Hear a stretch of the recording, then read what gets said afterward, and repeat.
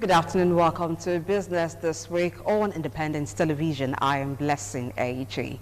Here we are again at recession. Not a good one, but there is hope for Nigeria, according to the Minister of Finance, Zainab Ahmed.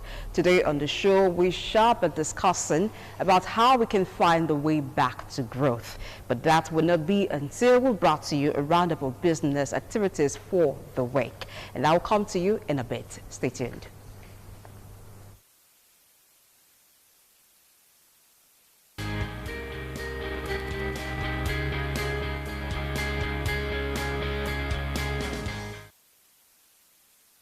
On Business Roundup, the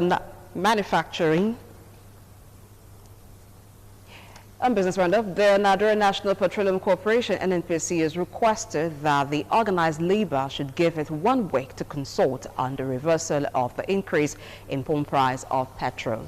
This is as the National Administrative Council, NAC, of the Nigerian Labour Congress, NLC, will meet today to have a holistic look at the ongoing negotiations with the government. They organized labor at the meeting with the government team led by the Secretary to the Government of the Federation, Boss Mustafa, demanded an immediate reversal of the last increase of fuel price.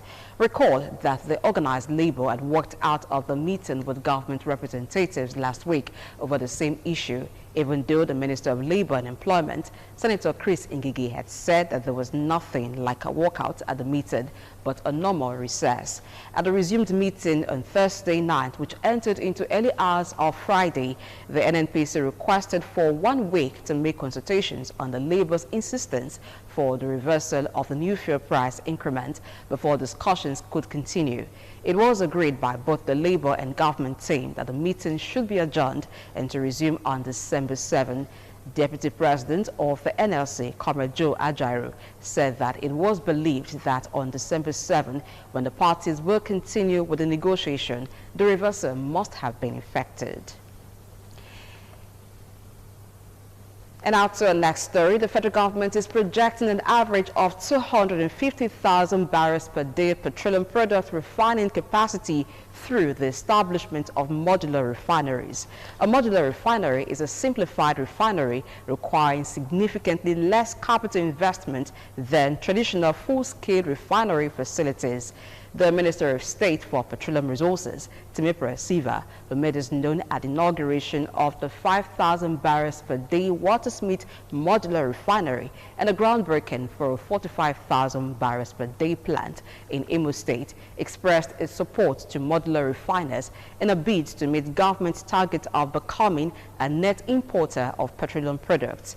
He stated that in ensuring this, the government is taking bold steps in stabilizing the downstream oil sector with removal of petroleum subsidy and transition to deregulation of the sector.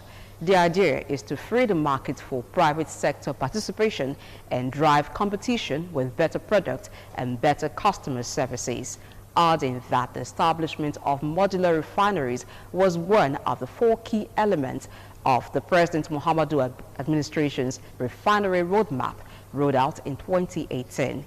The implementation of the initiative would make Nigeria a net exporter of petroleum products. Talking insurance, the National Insurance Commission, NICOM, said it is compiling the list of insurance companies for necessary regulatory sanctions over unsettled claims, which industry experts have estimated to be over 40 billion naira. Commissioner for Insurance, Sunday Thomas, speaking at the 2020 Insurance Directors Conference organized by NICOM and the College of Insurance and Financial Management yesterday in Lagos, said that the move is part of measures to reposition and strengthen the industry. He charged underwriters to pay attention to claims payment, especially now that the industry is fighting negative public perception. Thomas called on insurers to be responsive to the plight of their clients by prompt settlement of claims and equally charged them to strengthen their human and financial capital for effective participation in big-ticket risk. Now let's take you to the parallel market and find out what the Naira currently exchanges to major currencies in the world.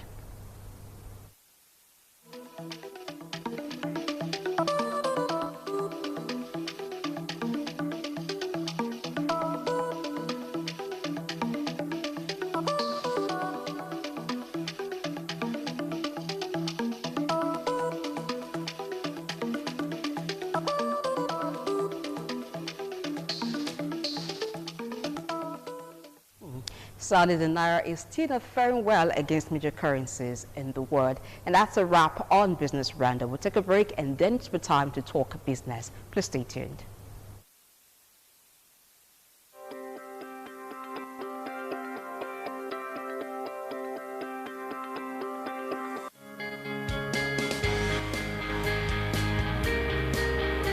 Thank you for staying. Now, in the studio with me are two gentlemen. One of them, an ex-banker, is Ide Bonyi. Thank you for coming on the show. Thank you. Good afternoon. Yeah, we're glad to have you on show today. And we also have an economist, Dr. Saze Iyuha. Thank you for being on the show today. He's a regular on the show. All right, now here we are again. Nigeria is in recession. It's not good news to anyone. I will begin with Ide. Now, how did we get here? The last time we were here was 2016. So this is 2020, 4 years after. We're back here. Thank you and good afternoon to the viewers of us. Yeah, a very explicit question. How did we get here? There are a lot of factors that you have to look at how we got here. You have the endogenous factors and you also have the exogenous factors. If you look at 2016, it was a result of the drop in the price of oil. Over time, we've been talking about, for me, Nigeria is a very poor country, which I always say, but has the potential to be rich. We're a mono economy, solely dependent on oil. And if you look at what happened in 2016, then we didn't have anything like COVID. We talked about the OPEC cartel, the Russians and the Saudi Arabians having an issue with the price, and that for a certain period brought down the price of oil. And when the price of oil came down to a very low margin, it affected our GDP, because that's where we get majority of our revenues from in terms of forex, which you look at the local economy, manufacturing, which also plays a very major role in our GDP, could not be able to get enough dollar to source for materials, because basically we get about 90% of forex from oil, because when we sell, we get proceeds from other countries we export oil to in terms of dollars and all of that. Okay. So basically that affected the economic stability of the country. You know, basically looking at our budgets, the government will have to budget, make projections, assumptions, and peg, say, as at that time, they're looking at, say, $54, pegging the price of oil per barrel at $54 per barrel.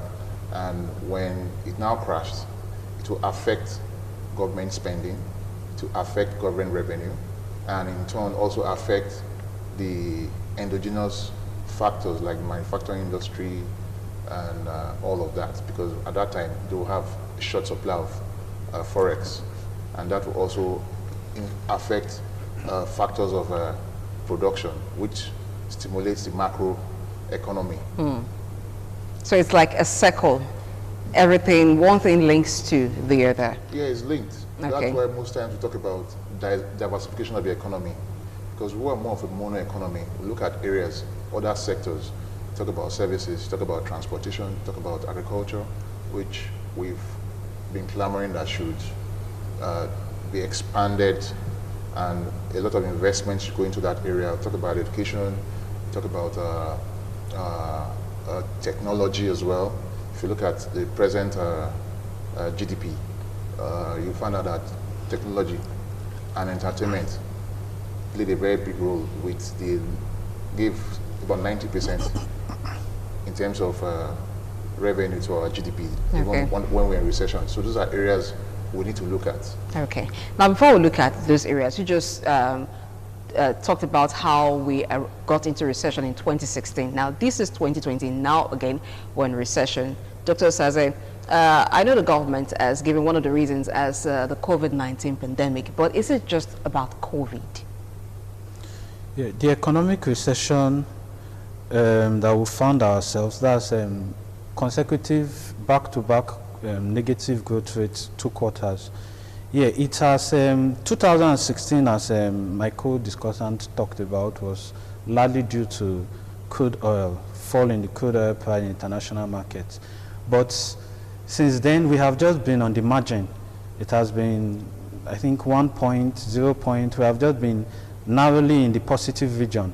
So we were always going to, when these lockdowns came up, we were always going to drop back into the negative region again, because even we ourselves, we in Nigeria, we didn't have a total lockdown, but in countries that we do our trade, you know, we are a trade-dependent economy.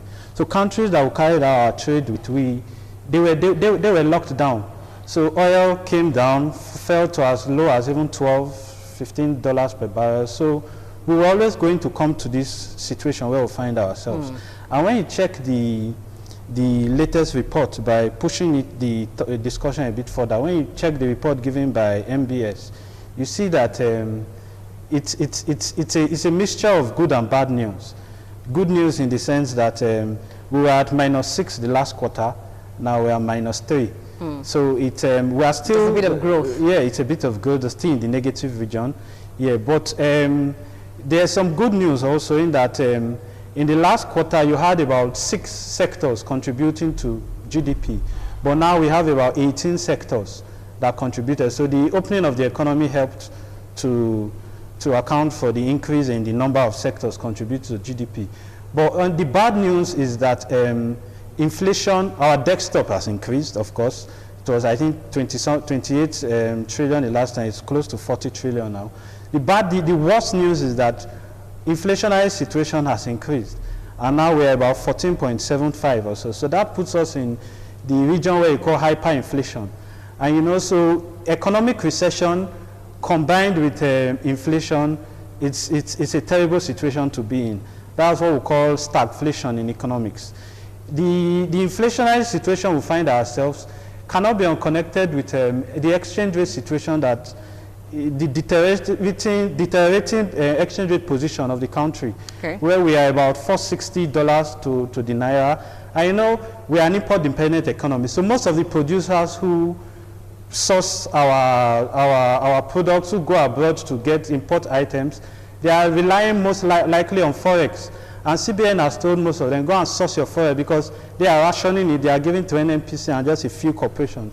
So an importer who is going to buy from the market at $460, $470, you don't expect him to, he also increase his prices. So that's why this exchange rate is the largest driver of domestic prices in an import-dependent economy. So our situation is a position where we are both dealing with recession and inflation. So you see the textbook methods of approach of just going about recession, which we might talk about contractional fiscal policy, increase government expenditure, cut down tax revenue. Yeah, it would help to address a recession. But on the other hand, it's hurting inflation, which we find ourselves too. So that's stagflation. So that's why you see the CBN governor. It's almost like it's counterproductive. Counterproductive. That's why you see the CBN governor was saying that we're in a policy dilemma now. Because if you also on the monetary policy angle to dealing with recession is that you cut down interest rates. But you do that, you are sort of injecting liquidity into the economy, which will also be hurting the inflation. So we need it's a very unique and sensitive situation we find ourselves. So we need very innovative, creative ways of dealing. We'll probably talk about that, you know, but all in all, I think the business angle to it is also very, very critical to talk about, because you know, with the hyperinflationary situation, it has worsened. The disposable income of the citizens has been eroded. Purchasing power has fallen. So I was getting probably 30,000 naira salary last time. I could take care of the staple foods, rice, beans, gari, and also make room for other luxury goods, what we call mende, things like chocolate, biscuits, and noodles. But now with this the hyperinflation situation we find ourselves, you have to, there's now going to be reprioritization of decisions. So for a consumer A might be cutting down on those extra luxury goods, while consumer B, who is probably a youth, might be cutting down on the staples. So it creates uncertainty for business investment decisions. So at this point, the businessmen or the producers are trying to, they are in a skeptic. They are skeptic. They don't know if to invest on. So production will actually reduce. it would also affect employment, productivity. So it will also worsen the recession that we are. So stagflation is a very unique situation that it takes very, very creative ways to go about it. So we'll probably talk about that. Now, you mentioned that this is not a time for textbook approach towards resolving things. The Minister of Finance, Zainab Ahmed, has said that Nigeria will exit recession in the first quarter of 2021, which is just a few months away. In fact, we're just a month away from 2021. Idehin, not using textbook approach, using very creative, innovative measures to exit recession, is it feasible to come out of it by first quarter of 2021? Yes, it is feasible. Like my brother here just said, if you look at the indices, the second quarter, it was our GDP was minus 6%. Then coming down to the third quarter, it was a minus 3.64%. You could see that even with COVID, we're still trying to get out of a recession. Yes, I think the federal government is thinking about injecting 2 trillion naira into the economy, because one of the ways you leave recession is about spending. And critical sectors need to be, those funds need to be injected into critical sectors, into basically agriculture and manufacturing, and also seeing how you can give stipends to those sectors. Well, the way you go out of recession is by spending. Since they said they want to inject 2 trillion naira into the economy, well, that is very good. A plan is good for you to have a plan than for you not to have a plan at all. Okay. But implementation is where we are a little bit skeptical, because most times when we talk about implementation, look at most of the programs that government has always had. It has been always been flip-flop, having one controversial issue or the other, mismanagement of funds and all of that. So those are the areas. If they critically look at those areas and implementation is top-notch, then yes, looking at the projections are just looking at from 6% to minus 6% to minus 3.2%. Yes, with those critical and opening up of the economy, then you have to look at closure of the border.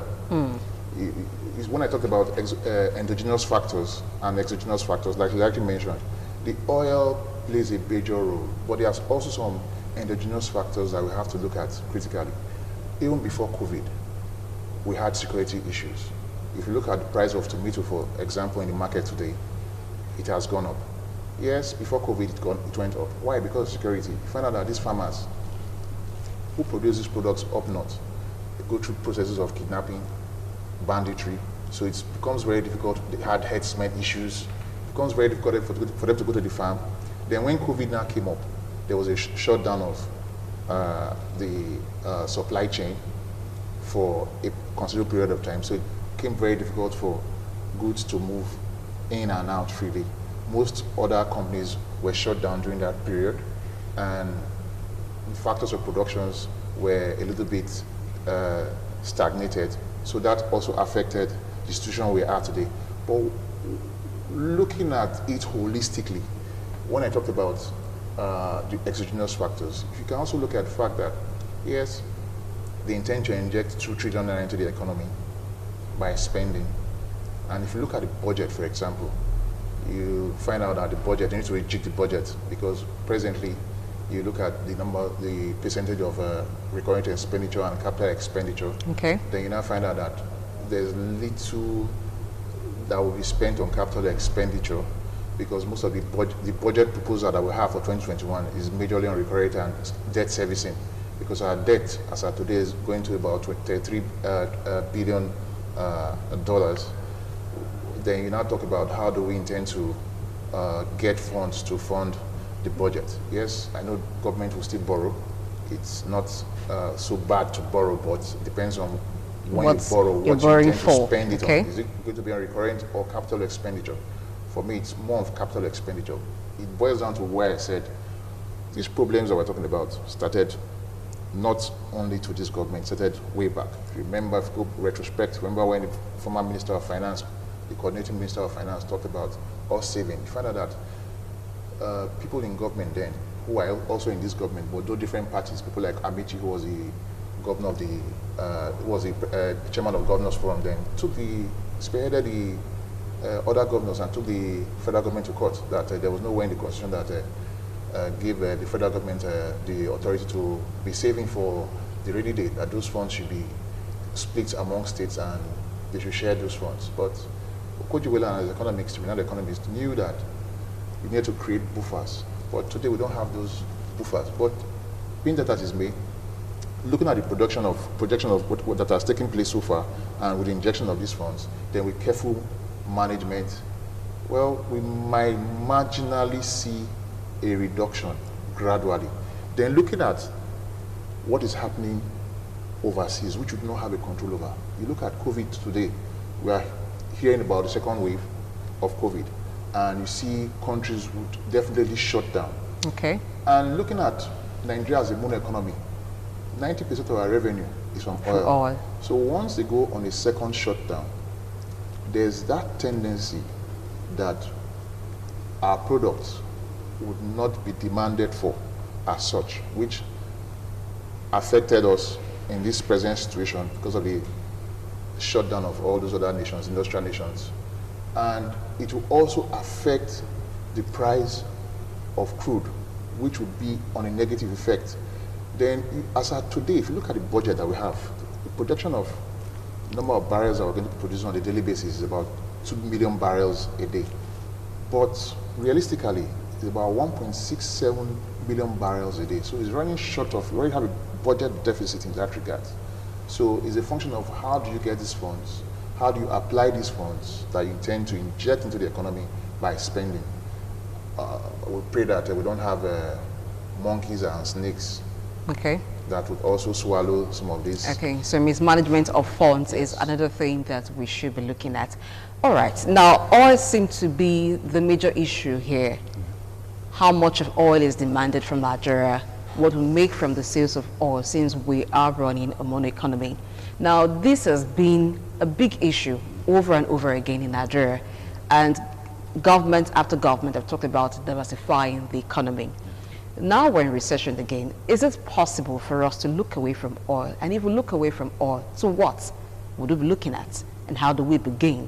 What would we get from the area we'll concentrate on? Because oil seems to be having lots of issues around it that are beyond the control of producing countries. Yeah. It was it's interesting what the Minister of Finance talked about, that would exit recession by first quarter of next year. That has been the trend that Nigeria has been going all the while. She's making that statement with the fact that oil prices might increase by that time, with that in her mind. Yeah, because we have been a country that when oil prices, that was a state of mind. Yeah, because probably okay. Maybe that's my opinion. Yeah, okay. to make that clear, and probably I was reading there's an OPEC prediction that by January oil prices would get to about $48. So generally, you look at the trend all the while. When oil prices increase, Nigeria comes out of a recession. When oil prices go down, we get into a recession. So it's with that in mind. But I am not too optimistic that by next quarter we'll get out of the negative region, simply because the fourth quarter results might, if we are not careful, might even be lower than this third quarter, because the NSAS protest just took place. That led to a lockdown for about 2 weeks, and it affected small and medium scale industries. These are the drivers of the economy. In fact, in places like Lagos, I don't think it was as bad as in Benin. In Lagos, they had burnt down of many. I was watching a television station, and they were showing around Lekki. You see gym, you see confectionery shopping malls were burnt down to the ground. So it's going to affect the fourth quarter results. So how quickly we would exit by next quarter, I don't know. But if oil increases again, then sure, we'll be coming out. So I think we are tied to oil. But the way out is simple. Productivity. You can't run away from it. A productive economy would always stand whatever shock that comes to it. Nigeria is not a productive economy. We are the only is oil. And oil is an enclaved sector. It's a sector that does not employ, how many people do you call oil workers in Nigeria? Probably, I don't think they are beyond 10,000. Because it's a sector that is highly technological. There's very low manpower needed to drive the sector. And it's very intellectual, how would I say it? It's for a class of okay, the geologists, so how many people do, so it really does not interface with other sectors. So I don't know, productivity is the way to go. If we are to come out, you look at countries like Germany, look at countries like Japan, even during the recession, Germany still was recording, Germany, their unemployment rate is just about 6.2, when Nigeria is about 30 something, okay, we're about 28 now. Germany is just 6.2. In fact, during the heat of the recession, they were just 5.1%. Even Japan, all through before the COVID, they were on 2% unemployment rate. They just recently increased to about 5.1%. And you look at this economy, look at Germany. You see the major car industries, the cars that will drive Audi, BMW, Volkswagen, Mercedes-Benz. These are all German-made cars. In fact, you drive on the streets of Benin, 2 out of 5 cars are Audi cars. So you don't expect, same as Japan, Toyota, Honda, and so on. So these are productive economies that, and productivity is largely related to employment. It's largely related to exchange rate. In fact, basic economics, productivity has a direct and proportional relationship with exchange rate. So no country is going to be dashing you, giving you dollars.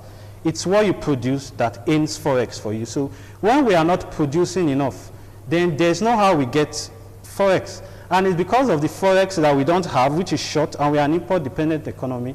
That's why we are where we are. So even injecting more funds into the economy, it's neither here nor there, because it would also aggravate the inflationary situation which I talked about.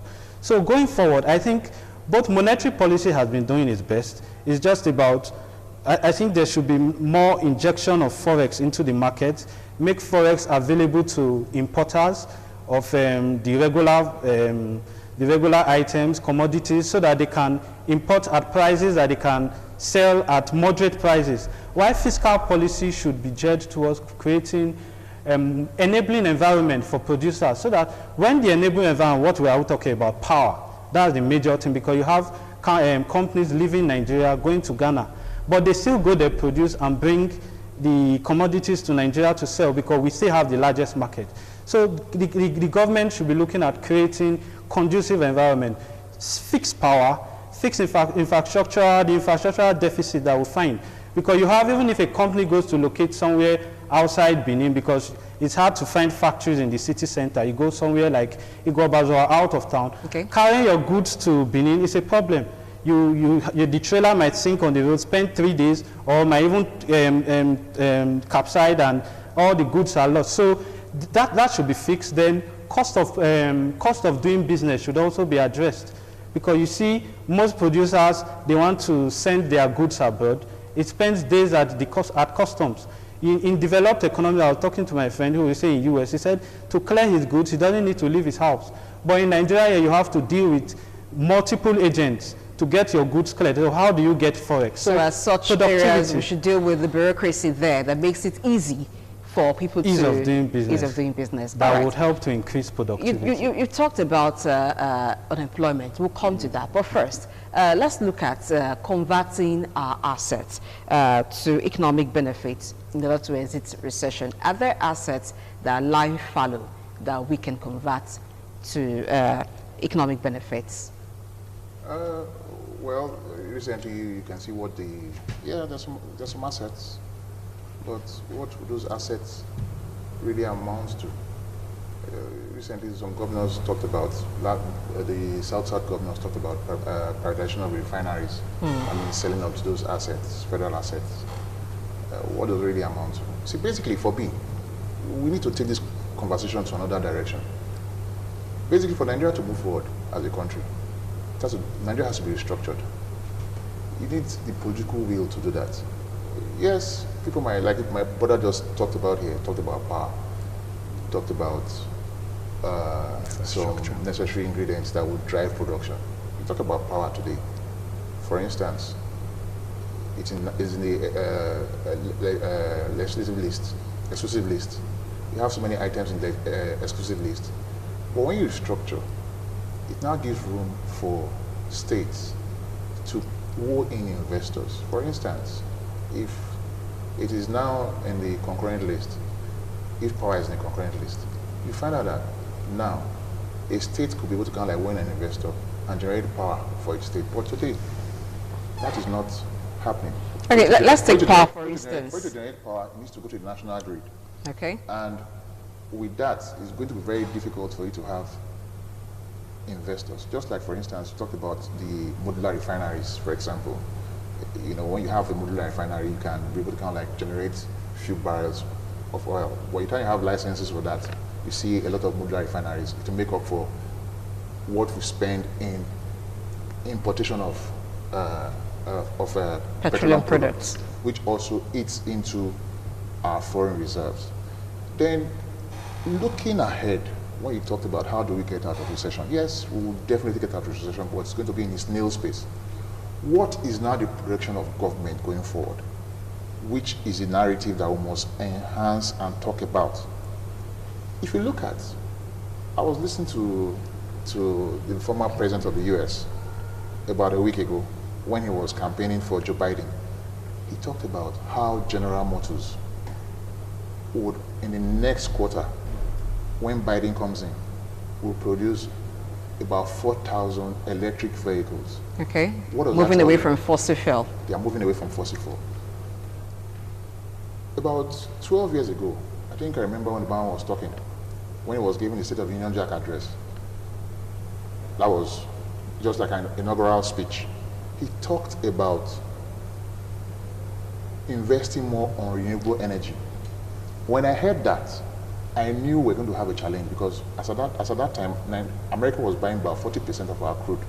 And that was going to create a glut in the market. And that was going to enhance, create what? Reduction in prices, dwindling prices. And that was when Okojiwela was advising that they should save. But you find out that most people who have in governance, governors, senators, do they really understand the dynamics of what all these indices, all these indicators portends for the citizens? He mentioned about the NSAS protest. He talked about in Lagos. It affected those in Benin. You can see how the security breach, people were now robbing POS stands. Okay, resulted in crime wave. Those are the minute, those are the drivers of the economy. Calculate the number of POS stands, calculate the number of shops that were robbed during that period because of that security breach. Look at how much investment would have been lost. People were employed. In fact, if I have as small as a POS stand and I give somebody 200,000 naira to be kind of like render services, because you look at man hours, the person might not be able to kind of like run to the bank, stay in the queue, and he wants to do a transaction. We're talking about man hours. We don't, in Nigerian context, we don't even calculate man hours. How those man hours result in the economic stimulation, which also affects our GDP. It's just little digits that forms what we call the aggregate demand when you're looking at the local economy. So looking at those factors generally, we need to sit down as a people. Government spending is so much. There are so many phone fares. You see inauguration, government spends money on Ankara. After inauguration, what happens to the Ankara? It fades away, you drop it, you can't use it again. It's only that day that I use it for. What is that? Consumption. You talk about so many things that they spend money on. You see, for example, you have Innocent Motors, who is, though he's not most of all the parts, he has an assembling part here, which would reduce our overdependence. Okay, encouraging local producers of goods that can be assembled here. The presidency that he's talking about in Nigeria, the vehicles that they use are not produced here. He talked about how other economies, how they are productive. We are not encouraging, we are not looking inwards. Then you talk about then politics too. You see, after God is politics, because politics will determine the policies that would enhance most of these factors of production. Talk about manufacturing. Then we have to look at nepotism, which is a very big problem in most of these transactions that we're talking about. I'll give an example. Look at Netherlands, for example. Netherlands is not as big as Niger State in terms of land mass, But in terms of dairy that the world consumes, about 80% of dairy, when you talk about cheese, talk about beef, corned beef, and all of that processed, comes from Netherlands. But here, government is talking about Ruga, which is misplaced. We had that same challenge for a very long time, talking about issues that are not necessary, chasing shadows, not looking at the substance. I'll give an example again. If you look at statistics from last year, in terms of what we generated from crude oil, it was about $12 billion. Look at Malaysia. Malaysia generated $10 billion from palm oil. Okay. And the $10 billion that Malaysia generated from palm oil only contributed 10% to their GDP. So they had other source of revenue. Source of revenue. And looking at where we're coming from and looking at where Malaysia is coming from, don't forget that Malaysia came here to collect palm seedlings from Naifo, just some few kilometers away. So when we talk about diversification of the economy, we need to be sincere. This is not the time where we now start rolling our agbadas. We need to start folding our sleeves, and we need to walk the talk. Okay. By ensuring that we follow the money implementation. If you say you're going to spend so and so on, that's why if you look at what the state did in terms of agropreneur, when you look at Edo State, for example, let's bring it down home. When you look at what this president, the past government and the present government did, what they achieved. If you look at the National Bureau of Statistics, it's not rocket science. They told you that Edo State was among the states in terms of employment in the last results, that looking at what the governor did in terms of when he promised that we're going to create jobs for 200,000 people, but although COVID tend to kind of like affected the projection, and about close to about 150,000 or 160,000 people were given jobs to. And even MBS collaborated that in terms of the states, Edo States, in terms of unemployment, there was a reduction in unemployment in Edo State. So it's not rocket science. By the time you analyze these things, okay, and you get the right persons to be in certain positions of authority to drive this process, then we would see positive results. Now let's talk about employment. He talked about us not leaving recession. Looking at the trend, even with COVID, from -6 to -3.6, you look at it critically. Yes, it's a mixed bag.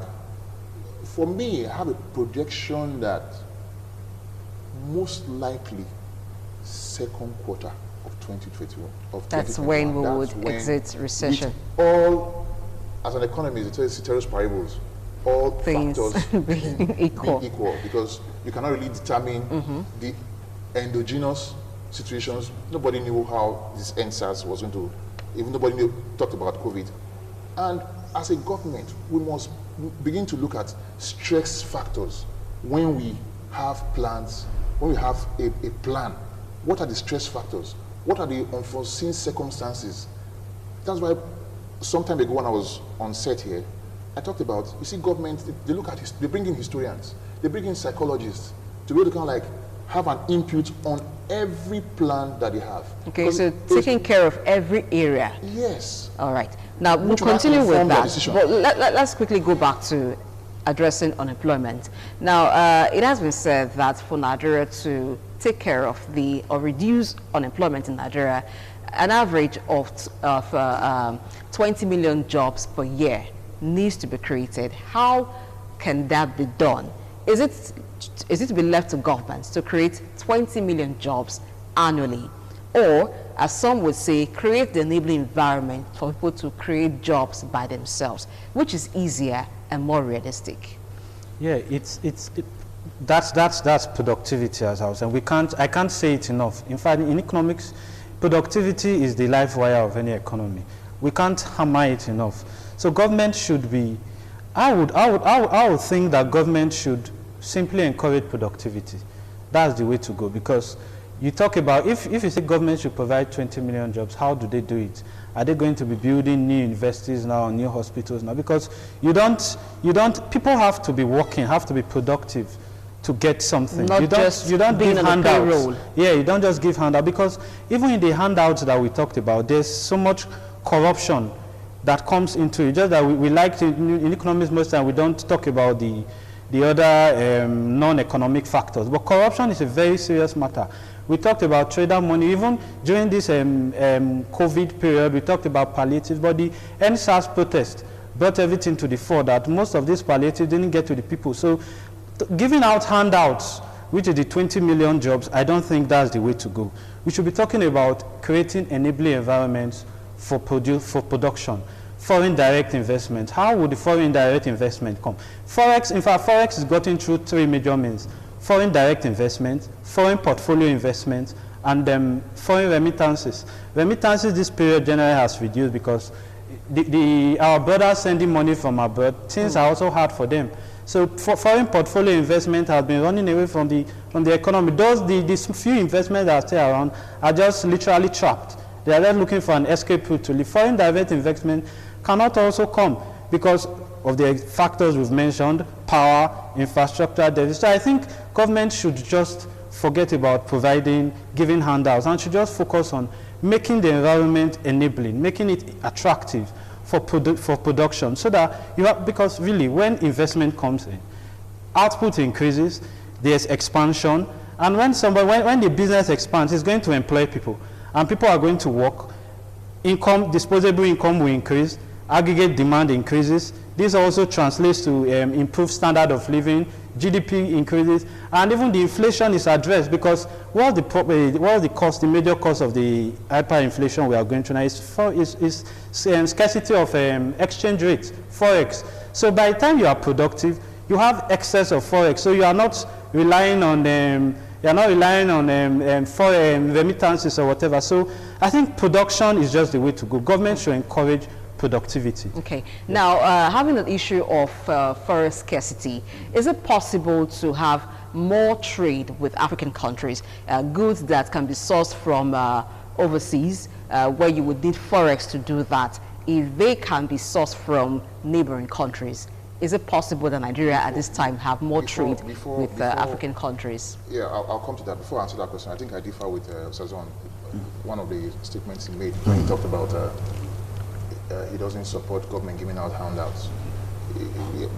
Yes, technically you might say so, but if you look at it objectively, those who you want to govern, you wouldn't wait for them to die before you now start governing them. If you look, even in the US, you could see with the COVID-19, people were filing for benefits and giving stipends, $2,000 and all of that, to be able to kind of since they were filing for unemployment benefits. We might not really have the resources to do that. But in that regard, I would expect government, because basically for investors to come in, the environment has to be right. Yes, security-wise, social, psychological issues needs to be taken care of. Then you have to look at, basically, the government provides the environment, but the way we are structured here in Nigeria, government needs to drive the process to an extent. Where we need to get out of this, we must place our emphasis on agriculture, which we will speak to subsequently. Then, basically, from your question, you talked about, do we really need to, can we get some of these? Yes, can we get some of these goods that we import from neighboring African countries, which will further reduce the pressure on the need for Forex?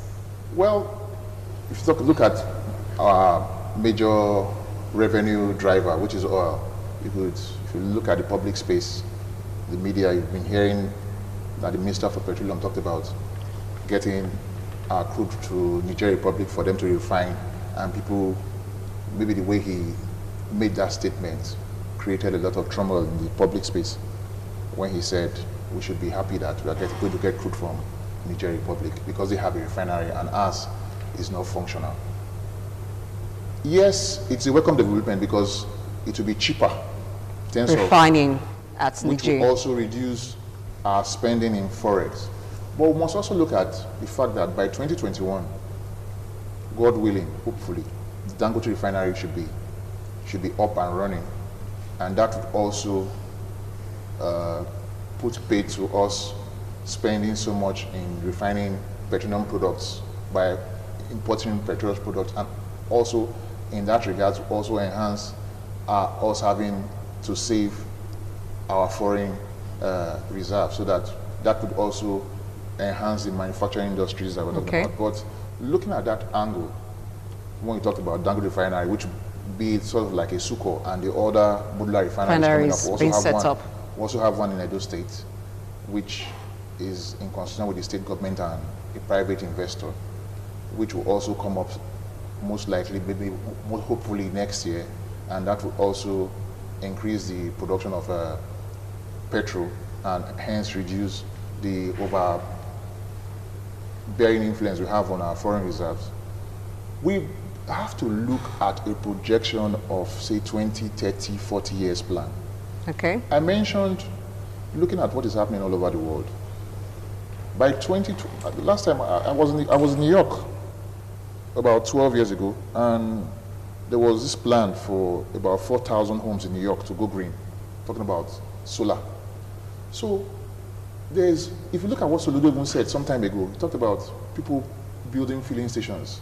He wondered in the next 20, 30 years if those filling stations will still be functional.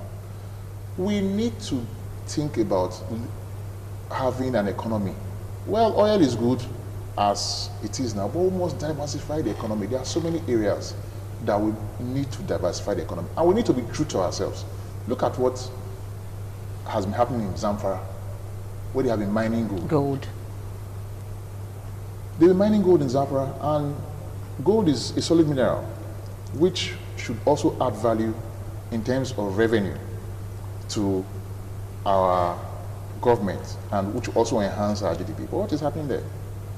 We don't speak to those issues. We talk about it today, tomorrow it's being swept under the carpet.